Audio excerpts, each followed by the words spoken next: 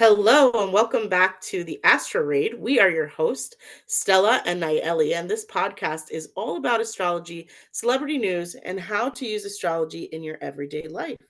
Welcome back to our current subscribers and hello to all our new viewers tuning in today.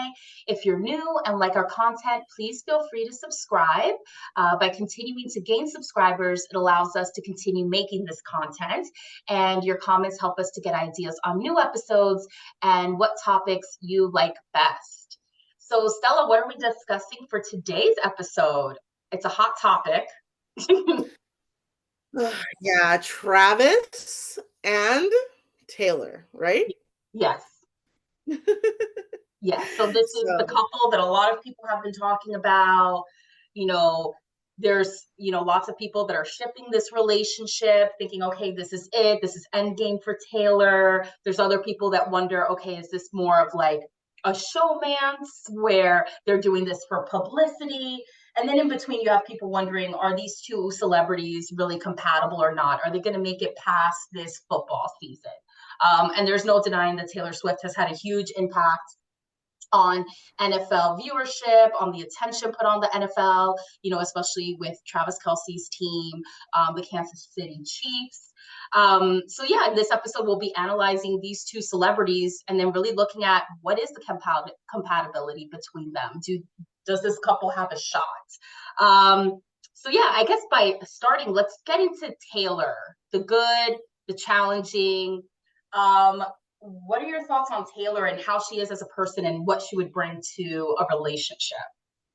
well, she is very interesting. I can see this like speaks for a generation sort of energy as soon as you open the chart because she's got Mercury basically, is it a stellium with Uranus, Neptune, and Saturn? Like I'm just sitting here, I'm like, wow, like in Capricorn, super hardworking. Something where her voice is involved in the wealth that she generates or maybe her career, and speaking for all of us, the brokenhearted, the Hmm. downtrodden, like she gets the revenge out of it with the Mars and Pluto in Scorpio. So, that's where we have that energy of like strategic revenge and like how she's able to bring down anyone who goes against her. And really a whole industry because I think she's got like this battle out with, a streaming and things like that. I'm not going to say the specific company because this is, I'm not involved and this is all for entertainment purposes, but she's got her own way of doing things. And, especially with the fact that she's got Moon and Jupiter next to each other in Cancer, and even Chiron, the wounded healer, next to the planet of like luck, success, and everything. It's very much like where she will feel her wounds is maybe like in her wealth or in the challenges that she feels at home and things like that, the challenges she feels in her relationship. What she brings to the table is sort of this funky energy. She's got her sun in Sagittarius, so super fun, super adventurous, but at the same time, with that North Node in Aquarius, she's there fighting for the people, fighting for the common man, her destiny, so to speak. North Node in Aquarius is social. It's opening up others to different experiences, and even just the fact that North Node is in Aquarius and all of these planets have been, transiting Aquarius and coming out and going into the Pluto and Aquarius transit that's happening now, like, there's coming up. She's going to have a really interesting next 20 years. Maybe challenging, maybe not. Maybe she grows and transforms the music industry as a whole. So that's going to be somebody. She might be a really important figure, seeing as again, she's got that Mercury placement next to those generational planets. So I'm going to be very curious to see how her career spans out over the next 20 years. And in terms of her love life, that very dominating, Venus in Aquarius, that Mars in Scorpio, very strategic about who she picks in her life. She needs somebody who, can go into the depths with her. But at the same time, seeing that her moon and her emotional energy is so expansive in Jupiter, she probably needs somebody who can just, really love her really take care of her. You know, and being that there's some synastry in that Cancer placement, might be that this is a good match, but we'll see. Let's keep talking about them. What do you think about Taylor's chart? I also think Taylor's an interesting person. You know, a lot of what, you know, people know of her is how intense she is, you know, her vengefulness that's mentioned in various songs, her various love situations, relationships, and of course the breakups that go along with that and how she reacts to them and how she writes and sings about them.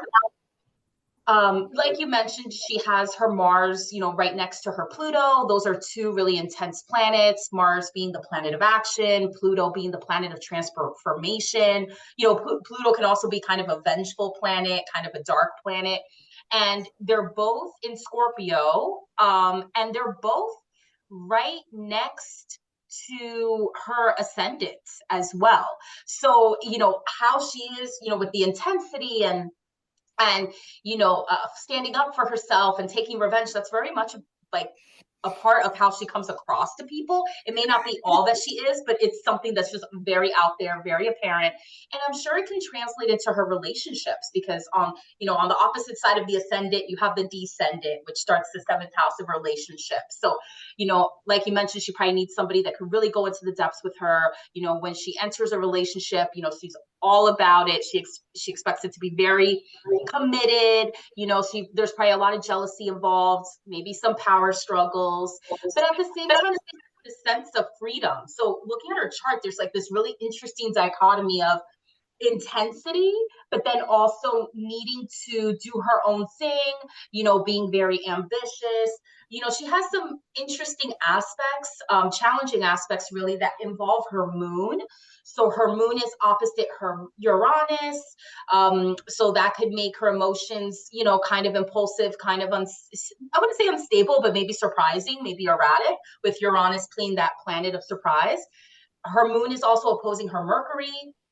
So Mercury is the planet that rules, you know, the mind, reasoning, communication, and it's opposing her emotions.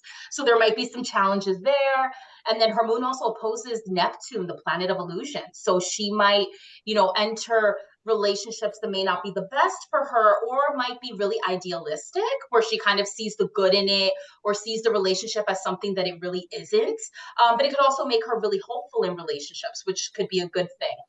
And then Song that she wrote, the song that she wrote about love maybe a few years back, you know what I'm saying? Can you go where I go? And like things like that. Like those themes in that song sort of mimic her chart. Like she wants to bring someone into her world and, you know, be enveloped by that love and continuously, you know, not really controlled, but like that they're both so like blinded in that moment that it doesn't matter what happens. Sort of like when she's going to these games and everybody's talking about Taylor, Taylor, Taylor, but I really think she's at these games for him. Like she's very dedicated to maybe supporting his career, supporting his success, you know, and that's something that is very important to her. And maybe we didn't get to see that in other relationships, but he gives her the room to do that. Like he's not worried that a famous girl is coming to his game and like gonna, you know, take away his light. He shines on his own, which we'll talk about when we get to his yeah, chart. So exactly. And yeah. I think that when we get into Travis, we'll probably get into why he likes that and maybe why he even expects that. Like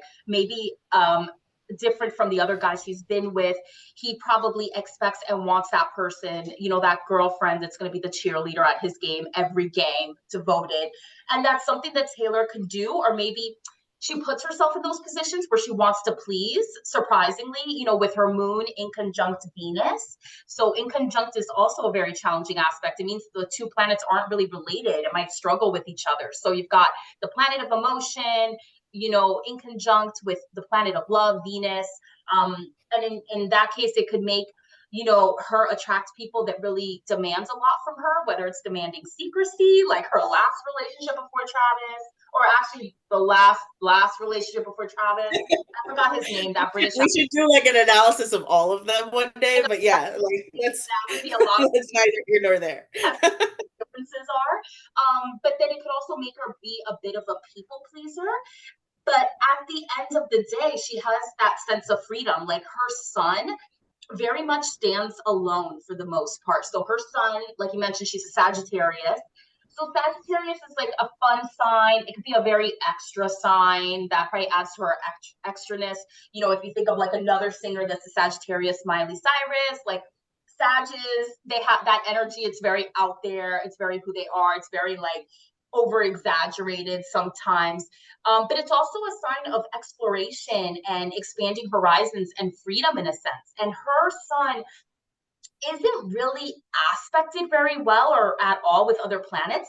The only planetary aspect that shows up is her sun opposing her moon. And that orb, like like that aspect isn't even really exact very much, like because I follow orbs of 7 degrees give or take, and this is at 10 degrees, so her sun is kind of standing on its own as far as not really intermingling with the other planets. And people that have that tend to be very much like, you know, they stand alone, you know, they kind of do their own thing.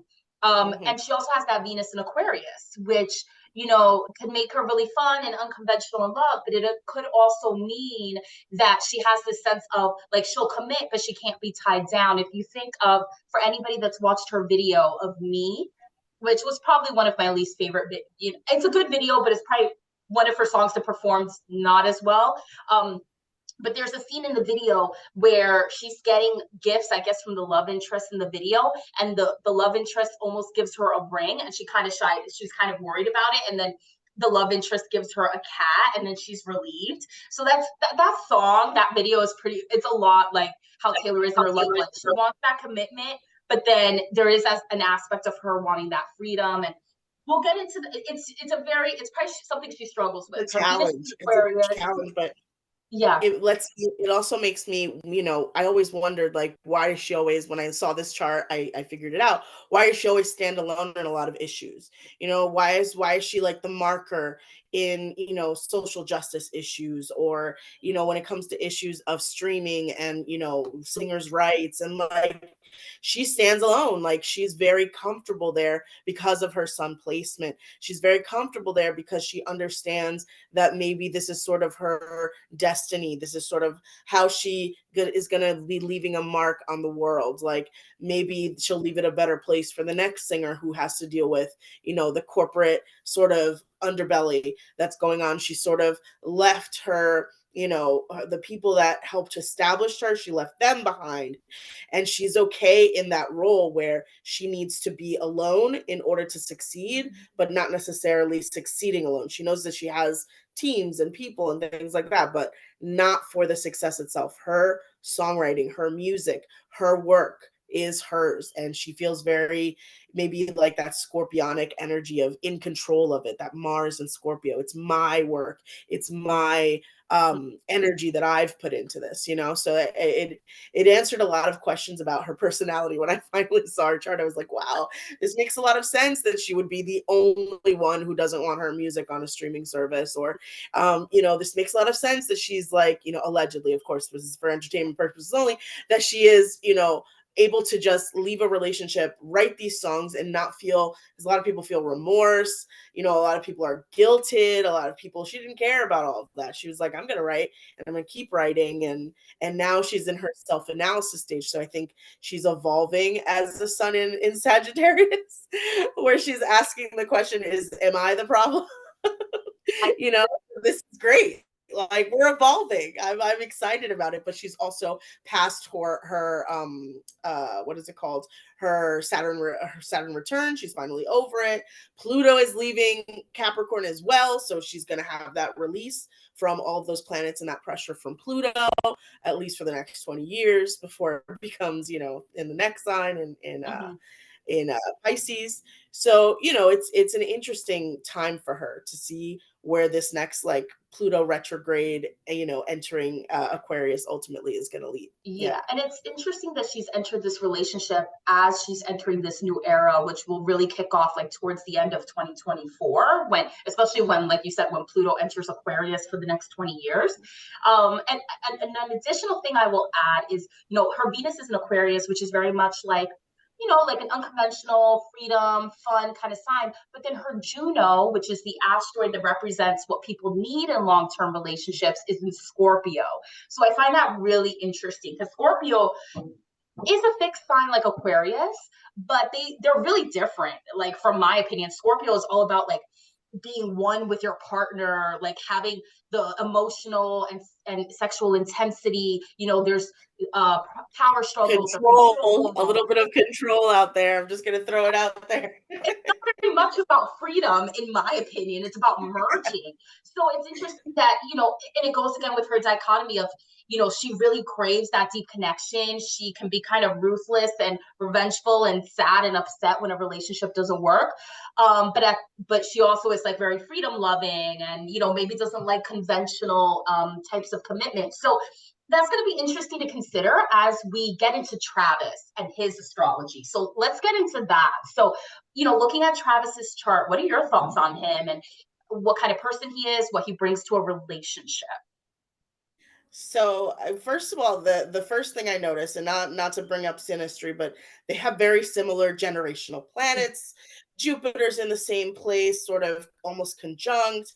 Neptune, Uranus. The only difference is Saturn is now before Neptune, whereas her Saturn was after. Like you know, it's a lot of Around things. the same age. He's a few months old. It's like, wow, like the fact that there are so many planets that are similar, it was interesting to me.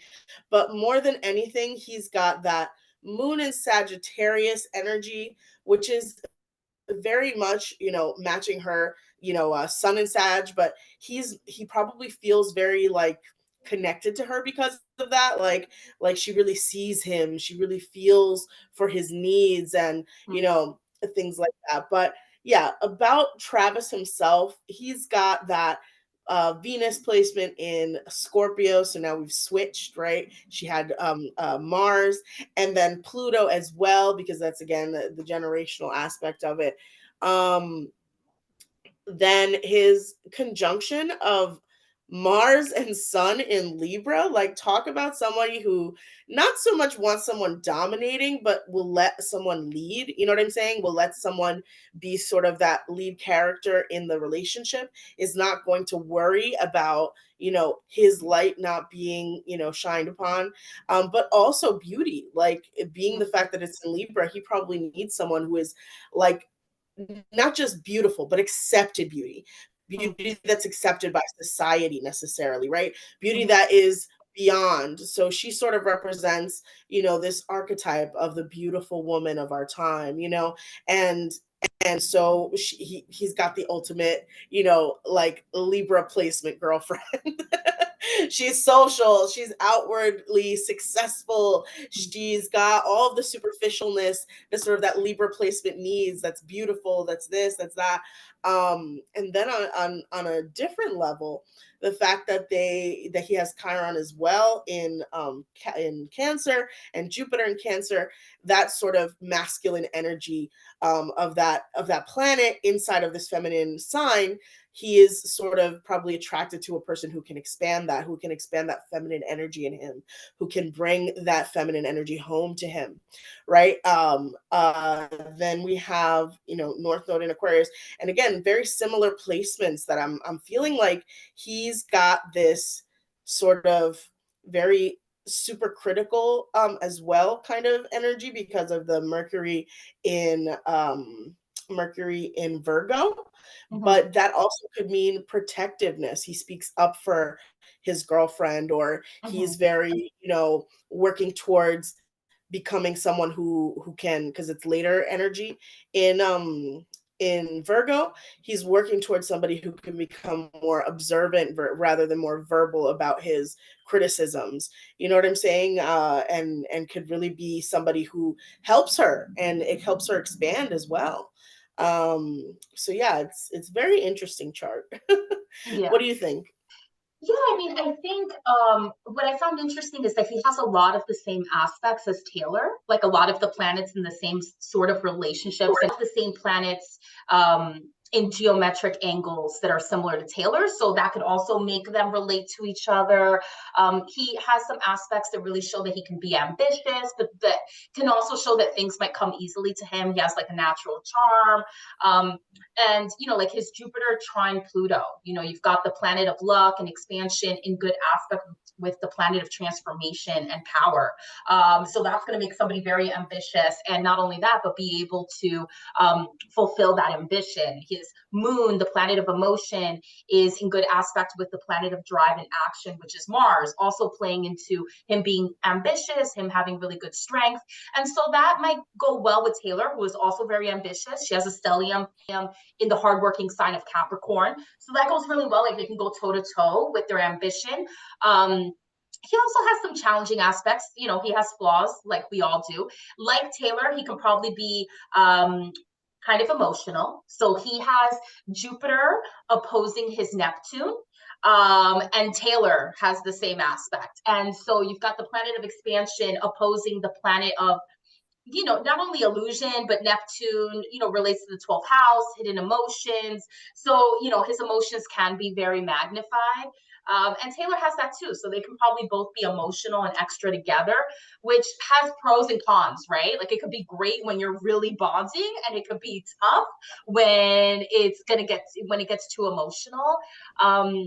And he could also be kind of egotistical and arrogant based on his aspects. His Mars, which is, you know, the planet of drive, is squaring his Saturn, which is the planet of setting limits, the planet of hard work. So, you know, his drive might be at odds, you know, with his sense of, you know, knowing his limits. And then his Mercury, the planet of reasoning and communication, is square the planet of the unexpected and the planet of the eccentric and the impulsive, which is Uranus. So that could also make him kind of arrogant. Another thing I noticed is that he has no inconjuncts in his charts. So no inconjunctions between planets. And individuals that have that tend to have a hard time adjusting to someone else's needs. And then, like I said before, Taylor, because she has her moon in conjunct Venus, she can be a little bit of a people pleaser, where in a relationship she might want to meet that other person's expectation. But then I do wonder if Travis can do the same. Like Taylor is like at every game of his in Kansas City. He did go to her concert in South America. I forgot where it was. It might have been Argentina, when he had a bye week between his games, and he saw her there. But, you know, is he going to be going to every concert of hers? You know, I wonder if they will be able to have that balance of give and take, or if she's going to have to give more than he is willing or able to give. And I think, you know, there's a lot of, in my opinion, compatibility between them, but, you know, there's always pros and cons with every relationship. And that's one of the cons I see. Like, so how sustainable is it for her to be that doting cheerleader girlfriend?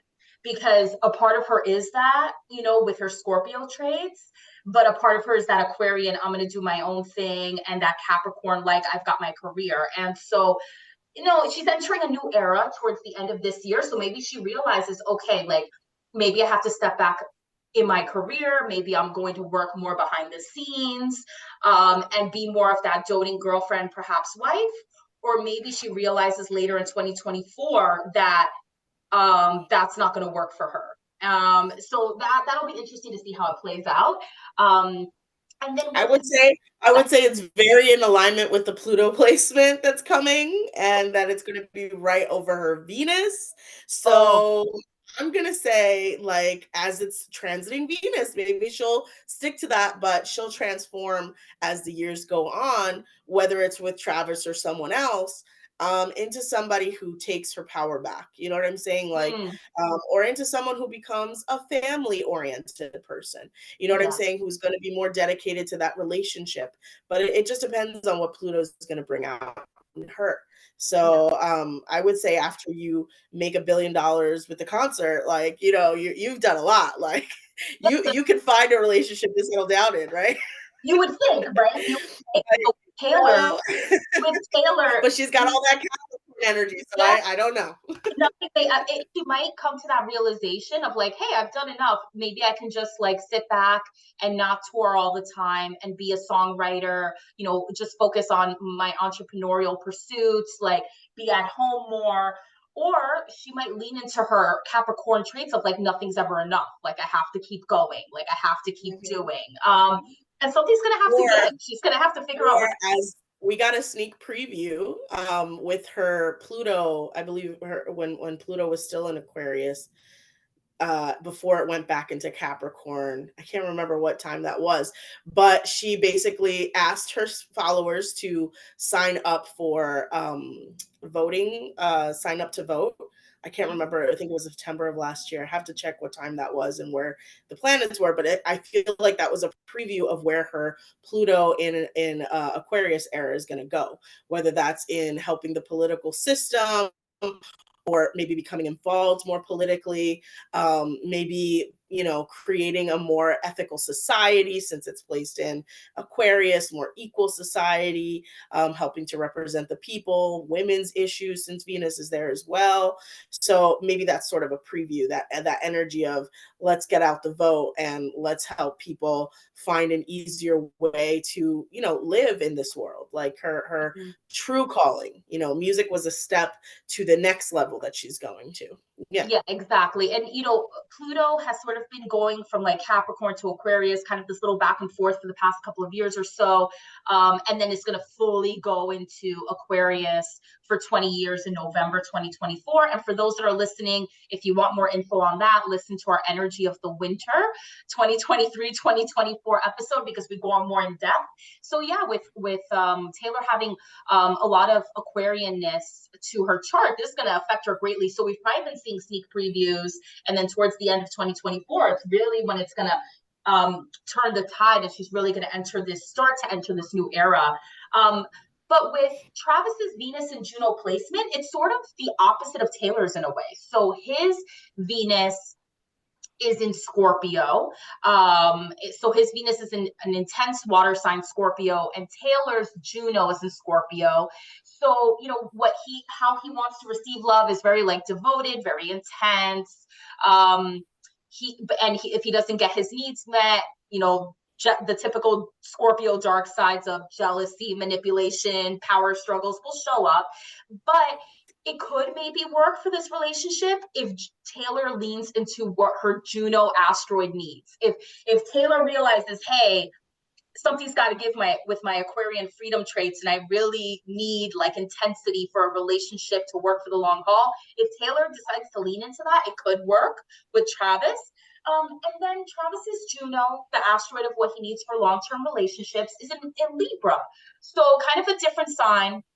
Libra's an air sign. So even though what he needs in love is very like, you are devoted to me, you will be at every single football game, what he needs for a long-term relationship is actually a little bit more of a give and take, a little bit more equality. Libra is represented by the scales. Libra is a masculine sign. It's an air sign. And so Travis is going to need to have some realizations too, because he's drawn to intensity and you're devoted to me and all this kind of stuff. And he's probably had that he's probably had a hard time finding that, because if he's dating within the entertainment industry, which seems to be what he's done, his last girlfriend he was with for 5 years, I think was is a model, like influencer. If he's going to be dating these beautiful women that are in the spotlight, it's going to be hard for him to find like the girl next door housewife that's just going to be at his beck and call. Like, that's just, the odds of that happening are pretty slim to none. And at the end of the day, what he needs for a long-term relationship is that equality that Taylor could bring. So he also needs to realize some stuff. Like, he wants that intensity. He's drawn to that, but that's not what's going to work for him in a long-term relationship, because it's not going to be able to work for him long-term with somebody that's just identified with being his girlfriend. Like, he needs somebody that can hold their own. He needs somebody that can give that equality in the relationship. So it's just a matter of wondering, is Travis going to allow himself to grow and realize these things, so that he can make a long-term relationship work? So what I always say about synastry is that two people are bringing out each other's qualities. And in this chart, I feel very strongly that Taylor is going to bring out a quality of dedication that Mhm. Travis might not have ever experienced before. Let's start with her sun and his moon in Sagittarius. She's the sun not aspecting anything. Mhm. She's the center in Mhm. her, personal story. And so with his moon there, a very feminine planet, a very loving planet, the homey planet, he feels at home dedicating himself to her. And he Mhm. might not have felt this maybe with anybody before, right? With that placement. Then Yeah. we have that Venus and Mars in Scorpio that's super dedicated. Can we always be this close energy, if you get where I'm going, right? Mhm. Uh, and so having another feminine planet next to her very masculine planet, I would say the tension, the energy, the loving connection that they feel. He, again, might never get this in another human being unless he finds somebody with the exact same chart, which is impossible, right? Yeah. And so I feel like he's actually probably more devoted than she is. He's going to be more intense than she is. He is going to be like, I gotta, this is, I don't know the one, but like, this is the person, right? And it could be his person, right? But that doesn't necessarily mean that she is going to be able to overlook maybe the nature of Libra, which is very beauty oriented, very financially oriented. You know what I'm saying? The aspect of air might be not enough for that scorpionic energy that she has, or it might be perfect for her air Venus in Aquarius. It might be like, oh, he's devoted to me. I'm so happy I don't have to work this hard, right? All I have to do is show up to the games. Like, this is great. I don't have to be, anyone else, right? Because again, moon and sun in the same house. He's not looking for her to be like if it was moon placement in Leo or if it was moon placement in Taurus. Like, she doesn't have to be anybody else. She can be herself, and he's totally at home with that person, right? He's totally Mhm. at home with the way she shines. And she doesn't need to be this people pleasing as much. Like, Mhm. maybe she still does it, but because the chirons are in the same house, because the oppositions are the same, they might understand each other on a level Mhm. that maybe no other partner has before. You know what I mean? He might understand why she's flipping out about XYZ, or she Yeah. might have an understanding about his needs for, that person on the sidelines to support him, because that makes him feel full and whole, and like he can keep pushing, towards the goals that he has, ambition and everything else. But being that his sun and Mars are in the same house, I feel like he's kind of the type of person who doesn't necessarily need outside motivation because he's got it all, but that outside motivation is helpful because of his placement of Venus and Scorpio. That shows the dedication, right? He feels it. That loving energy helps him push, and they can actually be a really good match. Like, I'm actually surprised because when I first started the charts, I was like, the hell? Like, there's nothing, sorry for the H word, but there's nothing here that I can complain about. Like, I mean, maybe the oppositions, but then they understand each other.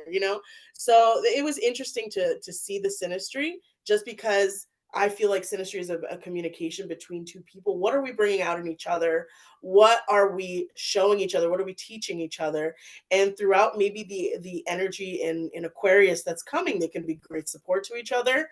And the fact that he has not, like, this energy of contradiction. I feel she's had a lot of partners who put her down or control her, or there hasn't been that sort of energy when we talk Yeah. about him in relationship with her. She's sort of like been able to shine, and he's been able to shine, and nobody's been like, there's no arguments about it. There's no, I'm better at music, or, Mhm. I need the attention, or Mhm. nobody's arguing about attention. No one is having these issues. The only thing is that her support of him helps him shine, and his support of her helps her shine. Because, I mean, I'm not going to say that when you're in the right relationship, everything goes perfectly. But when you're in the right relationship, you both rise. You Mhm. both are, supported. You both have the universe's support. And then the fact that their Jupiters are together, they're just rising and rising and rising and rising. And there's no contradictory sort of energy. that one has to topple the other in order to rise, you Yeah. know, because a lot of times the feminine energy, and I'm on a rant, I'm almost done, I Oh promise. yeah, go But on. That's a lot fine. of times I love to hear feminine this. Go energy, on. yeah, no, the feminine energy gets sucked by that Mars energy, that masculine energy, or vice versa. You know, you have a female energy or a female woman sucking the energy from a man, and there's not that sort of aspected energy on their charts. There's more source supportive energy, understanding, even the oppositions, the fact that they're so similar, there might be more understanding than ever. And again, like she's probably the one who's not in control, like I don't want to put it down, I don't want to put him down, but like he's very devoted to her, he's very devoted to her success, he's very devoted to her happiness, and that makes her happy. Yeah. You know what I mean? And that makes her want to do the things as opposed to being forced to, you know, serve someone or people please. She is there at those games because she's happy to be there, Mhm. not because he expects it, you know, at least in my opinion from the chart. So yeah, that's my rant, sorry. No, I Got loved really, it. And yeah, I think, Taylor has probably had a hard time finding that balance in a relationship. And to be honest, what Taylor's gone through is probably what a lot of women go through. Like most women are not Taylor Swift. They're not like pop star titans.